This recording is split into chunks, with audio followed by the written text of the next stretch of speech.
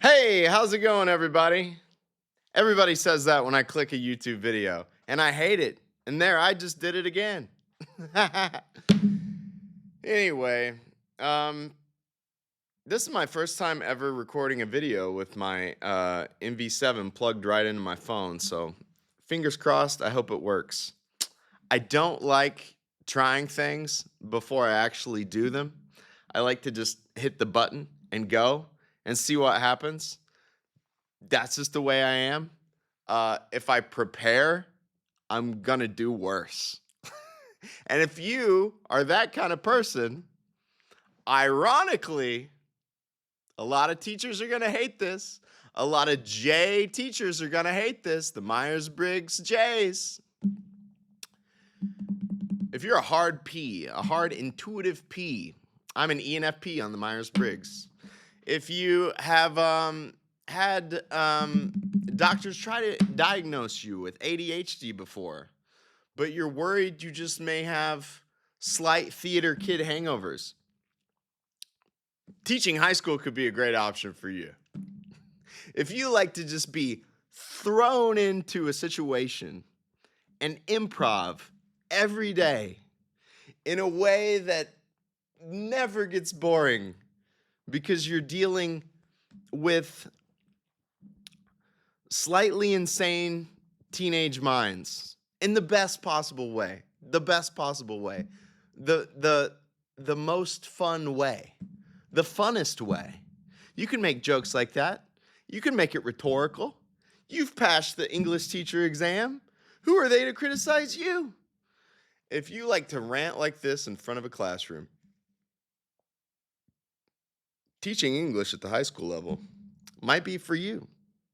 If you feel, I'm not really a stand up comedian, I'm not really a philosopher, but the idea of sitting in a cubicle or just being alone for the vast majority of my day, if these things, maybe you're already working a job like that and you hate it. If you don't like those things, teaching might work for you. It could. I've seen a lot of videos on here about this is what it's like to work at this job or that job. And I did one earlier about what it's like to work at Walmart at the pharmacy. And it did okay.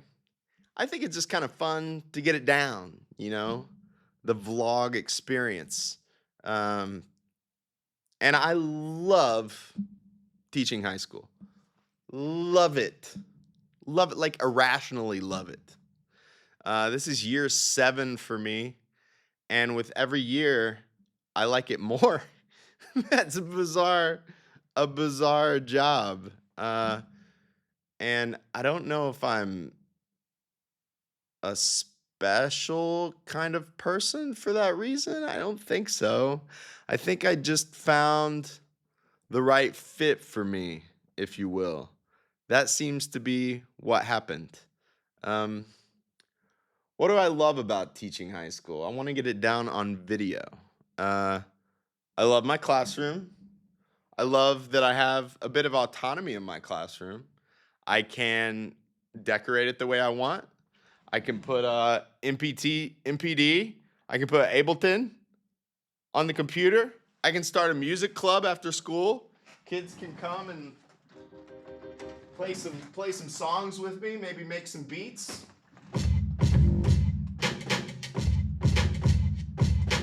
That's fun. I can do that. You know what I mean? I like it. Here, I'll show you. I'll do a bit of a mobile setup, a little tour of my classroom here.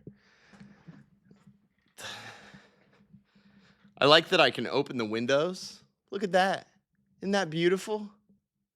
I can close the windows. I can hang up a poster of Martin Luther King. I can hang up a poster of Daft Punk. I can hang up a poster of Bobby D. I can hang up some critical thinking tips. It's okay. We've got Radiohead's Hail to the Thief over there. I don't think I can flip the camera around, but I've got the Cognitive Distortions, Logical Fallacies posters over there. It's fun. What do I do? What does my day consist of? This is, again, as an English major in college,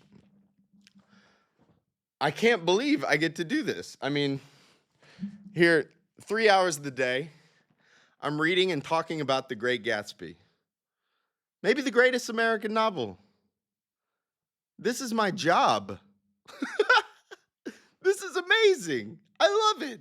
I love my job. We were at the other day and we were stopped at the part where Wilson is talking about how, or Fitzgerald explains how Wilson and Tom are both experiencing this universal feeling of human jealousy, you know, that their relationships were so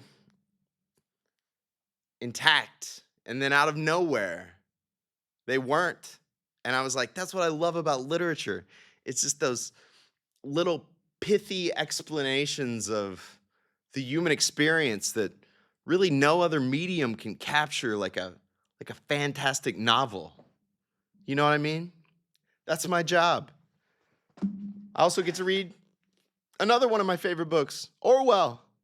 And I get to teach about Edward Snowden and how the government's spying on us in my journalism class, all while teaching kids how to actually find real sources that are legit and not just believe what the mainstream media tells them to believe. Actually to do authentic academic work in the I like to keep Aaron Good's American Exception up on the board and show them sometimes just the depth of sourcing that went into that book. And I like to encourage them that someone actually got a PhD, a doctorate, the highest degree you can get in trying to figure out who killed John F. Kennedy. That is not boring. That is super interesting. And that is real academic work. I love that I get to be passionate about that and real. And I feel a bit like Hunter S. Thompson, I think, when he wrote the Fear and Loathing at the Kentucky Derby essay. He said he turned in the article for, I think it was for Scanlon's at the time, and he goes, well, that's it. My career is over. No one's ever going to ask me to write anything again. And then some guy, I think it was at the New York Times, back when the New York Times was still, more legit than it is now, called Thompson, was like, this article is one of the greatest things in the history of American journalism. This is, you have absolutely killed it, Hunter. You've invented a new form of journalism. And Hunter said, it felt like I had fallen down an elevator shaft and landed in a pool full of mermaids. And that's what teaching feels like to me. It's year 7. I'm having more and more fun with the job. I'm coming more and more into like self-actualizing as a teacher, I feel like. I'm constantly crafting my curriculum in a way to where I feel it's really useful and incisive. Well, like, take film studies, for instance. Here, I'll show you. I got this in here, a little call to my other job. It's a nice decoration. But yeah, let me show you this.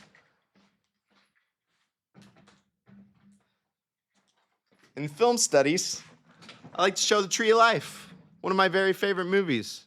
We splurged together as a class and bought the director-approved Criterion version. 4 hours. None of these kids are ever going to watch this movie unless they're in my film studies class. Maybe a few, maybe the film heads. But we have great discussions after that movie. I get to introduce kids to existentialist thought. We ask, why are we here? What's the purpose of life? What is the meaning of the human condition? How do you live a um, purposeful life? How do you find happiness in life? As in the movie, it explains, is the way of the Father the way of nature? They'll write a paper on that afterwards. Is the way of the Father the way of nature? Is that the best way to live? Or is the way of grace the way of the Mother? Is that the best way to live? We get to ask questions that I think I only got to really dive into in a college class, English literature class. And that's something I tried to bring in to my own high school teaching. You can see over here, I've got some artwork that students have made for me. Some of my Molly and Sophie, my 4-year-old and 7-year-old artwork. A kid bought me a coffee pot in here so we could have coffee. I had a student paint me a self-portrait today. Isn't that awesome? Pretty good. I hang it all up, every bit of it. I've got a drawer full of notes and letters of students that say I meant something to them. I'm going to tear up in this video. Someone drew me. Look at this. There's me. There's one of me with worse posture somewhere, but we won't show that one. We're working on that. Yeah, I will. Here it is. I found it. Stand up straight, Mr. McConnell. Anyway, I just really love this job, man. When I was 18, I wanted to be the next Bob Dylan or Connor Oberst, or I don't know. Those were the big two. I knew Dylan and Oberst had went to school to study English. I had initially went for chemistry because I went through a bunch of phases. I don't know if any of you in college have went through these phases. If you have a personality kind of like mine, it won't be your first choice that you go to. You'll bounce around through like 17 different choices. But, some of the greatest things in life are unanswered prayers. I thank God that I did not get a chemistry degree. I think it's important to consider the experience of living, like where you're at. I don't know enough about Heidegger and Dasein and whatnot, but I know it's the idea of being thrown into an experience and being happy with where you are in life. Oh, I was going to show you this too. I bought this book to go with The Tree of Life. I love showing the kids, like, look, someone watched this movie and wrote an entire book analyzing it. Isn't that crazy? I like to blow minds like that. I'm like, you can do that too. You can get a degree in theology, trying to figure out what God is thinking. That's totally possible. I remember Dr. Blake told me in college, he's like, academia is like this big, Tyler. There's so many things you can do in academia. There's people with the PhD on the Beatles, and people always make fun of stuff like that, like underwater basket weaving degrees, whatever. If you're not a chemical engineer, then you're wasting your time. Come on, dude. Somebody's got to read. Somebody's got to think through ideas. There's nothing wrong with that. It's good to be taught to critically think. It's good to see literature and movies and TV shows and just the culture around you through different ideological lenses so you can understand if you're being lied to or decide what the truth is inside your own mind, not just what someone else told you. It's good to have a place for working class kids to practice those skills. Because I guarantee you, the rich are going to pay for their kids to practice those skills. And that's why I keep over here. That's all my, I'll show you. Down here, we got the great books of the Western world. And that's what I tell them. I go, the people that control society, they read these books. You guarantee it. I guarantee it. That's another thing I love about teaching. It helps you get over your perfectionism. Because you're going to get up in front of a room, you're going to be talking for like 7-8 hours a day. You're going to say all kinds of stupid things. And guess what? You don't get to quit. You got to come back tomorrow and do it again. And do it a little better. You don't have the time to sit back and think about, how could I have perfected this? Or how could I have perfected that? Now you got to do it. You got to keep going. Here's my book on Emerson. Another one of my favorites. When I teach English 3, I get to do a whole quarter on Ralph Waldo Emerson and Henry David Thoreau. Other people might think like, oh, God. But to me, that's a dream, dude. I get to read Self-Reliance. I get to try to inspire the kids to trust themselves, to realize that it's great to be misunderstood, as Emerson said. You know who else was misunderstood? Jesus and Buddha and Caesar and Pythagoras and Newton. Every great mind that ever existed was misunderstood. Don't try to fit into this world. Be yourself, man. Be an individual. God speaks to your heart in a way that he doesn't speak to anyone else's. Listen to it, and don't be afraid to follow it. That reminds me of another thing that I love to teach. Where's it at?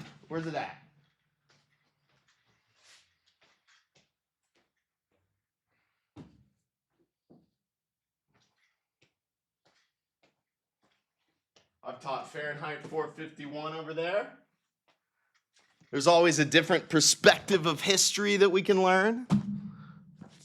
The grapes of wrath. Surely another Great Depression would never happen again in America, would it? But if it did, say for some reason we were in a tariff war, say for some reason the number one and number two all-encompassing economic superpowers were at war with each other economically. What can we learn from when it happened last time? What can we learn? Was it the purge? It turns out it really wasn't the purge. More people came together and helped each other.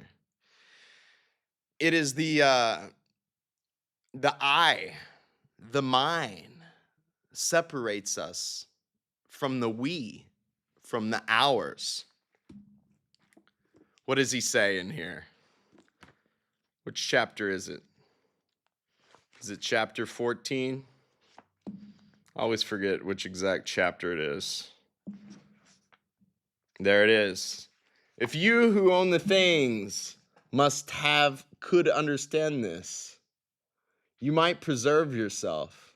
If you could separate causes from results, if you could know that Paine, Marx, Jefferson, Lenin were results, not causes, you might survive. But that you cannot know. For the quality of owning freezes you forever into I and cuts you off forever from the we. This is a board-approved great American classic novel. Jefferson, Paine, Marx, Lenin. Chapter 14. It's in the curriculum. Let's show. You don't believe it? You don't believe it's a classic American novel, The Grapes of Wrath? Here you go. Look at this.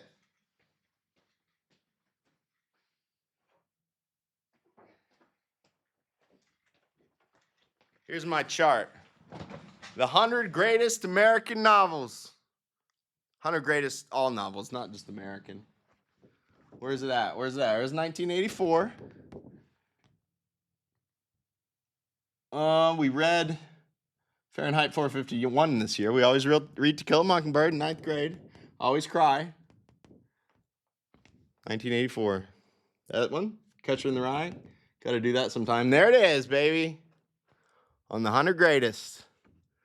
1939, John Steinbeck. You're getting a little taste. You're getting a little taste of my classroom. You know what I mean? And if we start talking a little bit too much truth, we put this on. This is great. This is when you start going crazy. You can put this on. Or if you want to tell the truth, you can put this on. Because you're insane, you know? You're wrapped up in American ideology. You just put this on. Say, hey, Mr. McConnell, who killed JFK? Some people think it was the CIA. John Foster Dulles? Maybe there's some mafia connections? But those people would be crazy. It was Lee Harvey Oswald. Duh. Jack Rubenstein just magically shot him on TV in the line to go into jail. Don't ask questions. Don't ask questions. I love MLK. He watches over me every day. Make sure I don't get out of line. You know what I mean?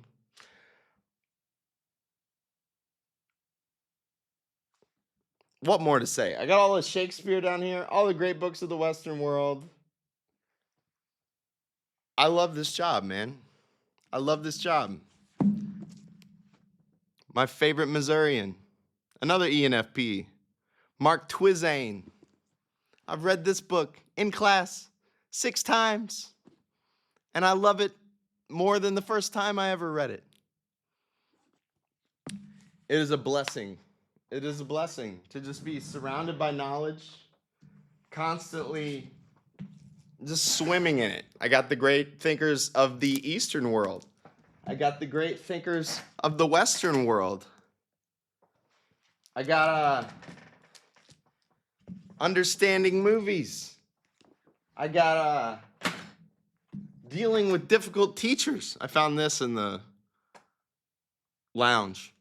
Thought it might come in handy someday for myself. I just love knowledge. I'm a crazy person. I just collect it. I thought, you know what? One day I might do AP calculus. Probably not, but I like having it. I like knowing that if I wanted to, I could. Same with AP World History. I don't know. Maybe one day. Maybe. Who knows?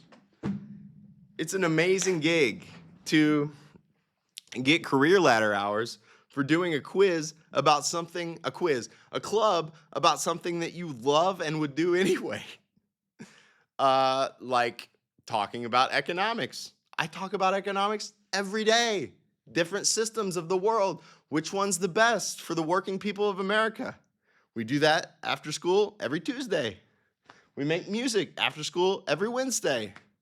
You want to do a newspaper? You can do a newspaper after. It's just amazing. I can't get over. I don't know. I love it. I heard Norman Finkelstein once. He said one of the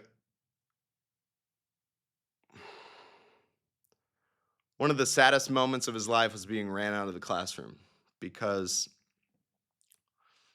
he just loves being in the classroom. Even if he can't be in a college classroom anymore. He's like, I'll be in a high school classroom. I just love being in a classroom. I love to trade as well. I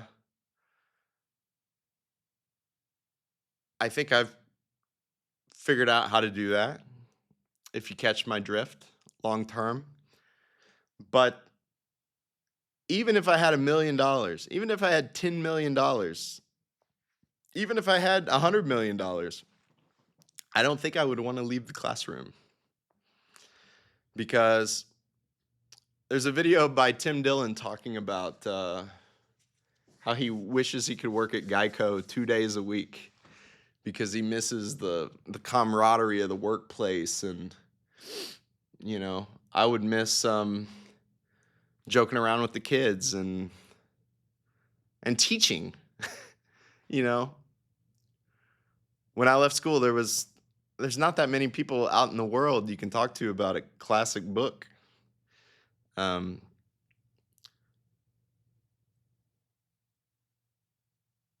I would miss it. I would miss it. I used to work for somebody for a newspaper, and they said when I left that I would miss it. I don't.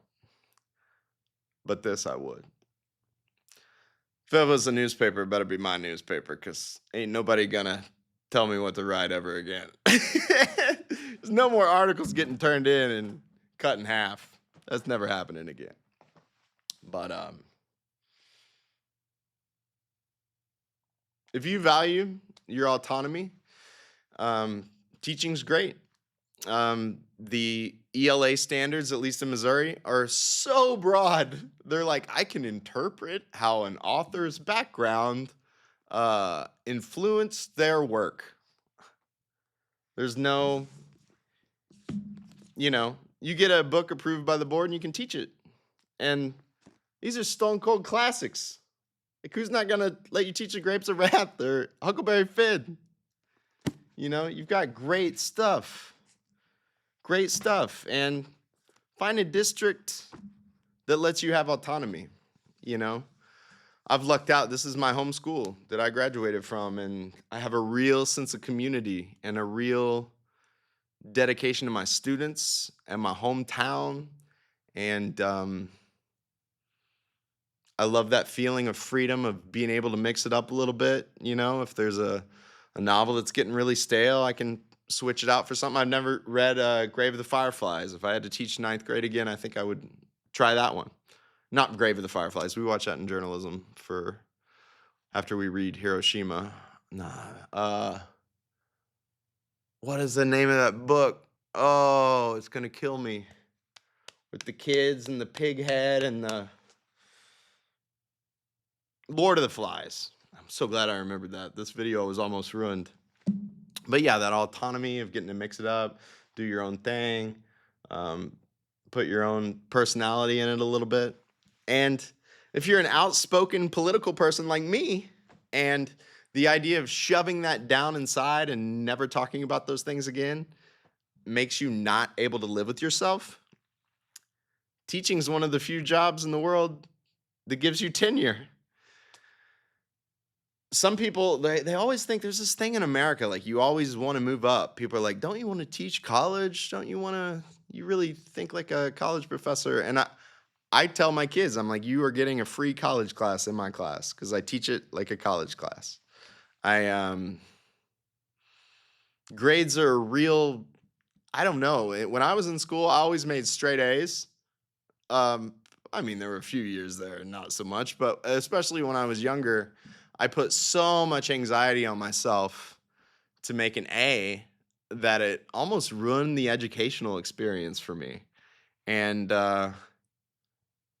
so I really work with kids. I'm like, I don't want you to have any anxiety about that. If you show me that you are reading and thinking deeply and trying to learn and trying to express yourself through writing, we'll figure the grade out, man. It's that's not why we're here. Did did Plato give Socrates a grade, or did Socrates give Plato a grade, or did Aristotle give Plato a grade, or Plato give Aristotle? No. They're just trying to learn. I always think, like, when you grade a paper and you're like, this paper is a 71.34%. What does that mean? It's like if you replace an air filter and you have someone grade it and they're like, this air filter is a 68%. What does that mean? You either did it right or you didn't. There's this weird. Anyway, I don't like that to get in the way of anybody. But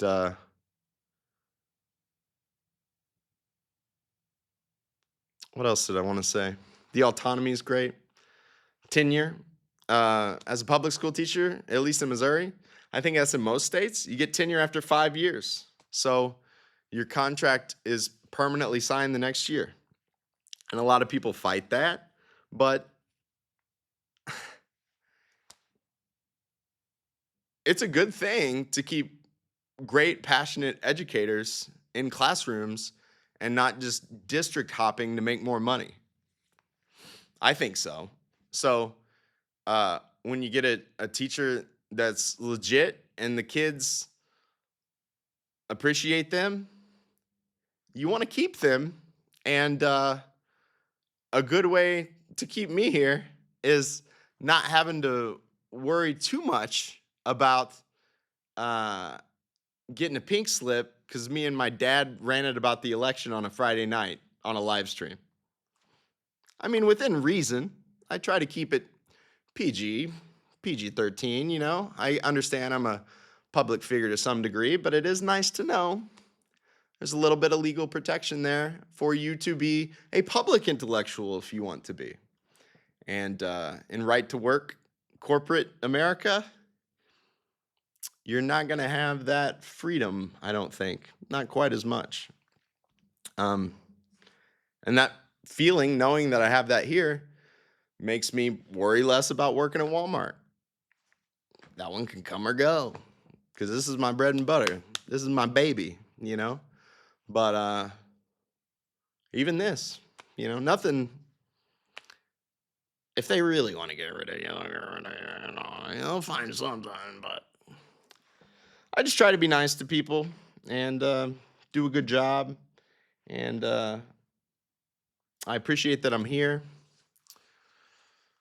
And I love it. I genuinely love it. And I think if we had educators that absolutely loved it in every classroom in America, the country would be a better place. I really think so. And I'm grateful to be one of them. So I ran it for 32 minutes and 22 seconds. If you're young and you're thinking about being a teacher, here's a cool thing. I didn't go to college thinking I would be a teacher. If you have a college degree, you can always go back. There's about 6 classes you take, and you can get a teaching certificate. And then if you can pass the state test in your subject, you can teach that subject. I didn't study much. I think it's called the Praxis. I even forgot what the name of it is. I'm just in love with literature. So luckily the test wasn't so much like circle the gerund phrase and was more like Orwell is to surveillance as Twain is to blank. And then there'd be like, you know, rivers, racism, satire, social commentary. I don't even know how to answer that one, but those were the kind of questions. And I passed it. I did pretty good. I remember they were, not to toot my own horn, I don't want to toot my own horn, I don't want to get the evil eye on me, but I remember the lady called me back and she's like, you did good on this for your first time. So that's how you get it. And then, but it's just because I'm passionate about the subject. You should teach something you're passionate about. If I had to teach math, I probably wouldn't teach very long. I think I'd be good at teaching math just because I suck so bad at math. That might be a bad thing, at least with math. This is the people that teach math are so good at math. Although we've got some fantastic math teachers in here, so maybe it was just we've came a long way. But anyway, is there anything else I forgot? I don't think so. I could rant about why I love teaching for 12 hours for sure. So I'm sure I forgot something, but I love it. And if you're a young kid, all you got to do is get a college degree, 4-year degree, and whatever. Get your teaching certificate. It's 6 classes. Most districts will let you take those classes while you're teaching. Pass the praxis. And then if you teach for 5 years, you get tenure. I hear these horror stories about adjunct professors fighting for tenure, how tenure's far away and they'll never reach it or what. Like in high school, it's pretty Cut and dry. You get 2 weeks off for Thanksgiving, 2 weeks off for Christmas, maybe a month off for snow days. That's not most jobs. You ain't gonna get that. You get a week off for spring break. You get 3 months off for Christmas break. And your paycheck still comes on the 15th. That's awesome. You can even work another job in the summer and have 2 paychecks for 3 months. That's legit. And the retirement, from what I hear, the retirement, pretty darn good. We're one of the only careers that still has a pension system. Missouri supposedly has a pretty good pension system. My buddy went to Illinois and he gets paid a lot more, but from what I understand, their pensions aren't quite as legit. I don't know. They're a union state, but our pensions are better. I don't know. I haven't worked in Illinois, so I don't know.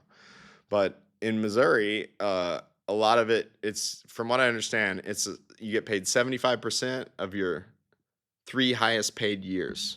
So a lot of teachers, when they're about to retire, will move up to principal or move up to superintendent, assistant superintendent, and that way they go from 30, 40 grand. If you teach 30 years, you're making like 60, 65, at least in Missouri and where I live. If you move up to principal, it's like 90. If you move up to soup, it's like 130. So I'll probably be in the classroom my whole life. I don't know. It's probably dangerous that they put me in some admin position, but teachers tell me sometimes they change their mind as they get older, but I just love the classroom. I was putting some stress pills back on the shelf at the pharmacy the other day, and I was like, I'm going to die in the classroom because I love the classroom. Movies made me want to do this. Me and Robin Williams, he's my buddy. Paul Rudd in Perks of Being a Wallflower, that's a great one. I always wanted to be somebody there for the kids that feel kind of out of it, smart but being bullied. I want them to have an advocate in me. One other thing, legit, like detail wise. Oh, retirement. So it's the rule of 80. It's how many years you've taught, plus how old you are. So for me, I started teaching when I was 30.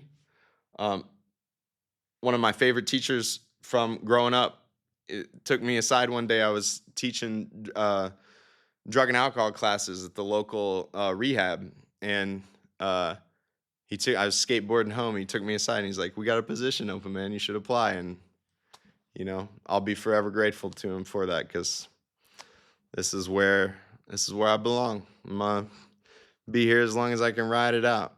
And that rule of 80, for me, it'll be 55, so I can retire at 55. It's pretty young these days. My grandpa's 91. I remember playing horse with him in the backyard when he was 70. So 55, pretty good. Some teachers will go to another state, like go to Kansas or go to Illinois and start teaching over there, and that way they'll collect a second retirement. You can do that. I just want to tell you young kids, there's this feeling like, oh, I'd never be a teacher. They don't get paid enough, or they don't. It's not just about the pay, man. It's about like the lived experience. Like, what are you doing every day? I love my every day. I wake up and I can't wait to get here and make jokes and have fun and read a classic book. And then to have 2-3 months off in the summer to spend and bond with my family, or to work on this YouTube page, which is another passion project of mine. That's a gift from God. A gift from God. I don't know. I love it. It's not all about the money. It's about how happy you are doing what you're doing, how much autonomy you have, if you have a connection with other people, and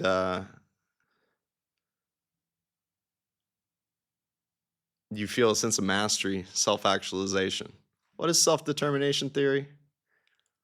I think it's autonomy, connection. I think it's mastery. I think it is. I may be wrong. You guys can correct me. But you get the idea. And all those are fulfilled here. I love it. I love it. So If any young people are thinking about being teachers, that's the cool thing. You don't have to figure it out right now. Try all kinds of different things in your 20s. I was going to be Chuck Klosterman. I was going to be Bob Dylan. I thought about being a pastor. I was going to be a chemist, a doctor, a lawyer, a pharmacist. And the good Lord had his hand on me, and I ended up right where I belong. So if any of you are thinking about being a teacher, you don't have to make up your mind at 18, 19. You'll probably actually appreciate teaching more if you work some private sector jobs first. Because I hear teachers complain, and I'm like, dude, go work at Walmart for a while. It'll make you really appreciate what we got going on here in this socialized public school system. It's a beautiful thing to be able to provide a little dose of what used to be only available to the richest kids, to working class kids, a chance at an adolescence, and a chance to think about what they want to do, have fun with their friends, bond, and think critically. Learn how to think critically. Read some classic literature. That's why I bought this beautiful version of The Great Gatsby, because I wanted them to feel what it's like reading a ritzy good book, especially in the digital age. Something they could really appreciate. So anyway, I love y'all. If you listen to this whole video, God bless you. And yeah, maybe I'll do another one a year or two from now and just see if anything's changed. But I love doing different things in here, vibing. We were writing papers today, listening to some like 90s vaporwave, a little sub bumping. It was a nice groove. And I was figuring out Zotero because I kind of want to write a book one day. And I was showing them how I figured out Zotero and how you can put the citations in there. It just never gets boring. You always get to do things new. And for an ENFP like me, it's a dream job. It's a dream job. So I love you guys. God bless y'all. Thanks for listening. I'll see you next time.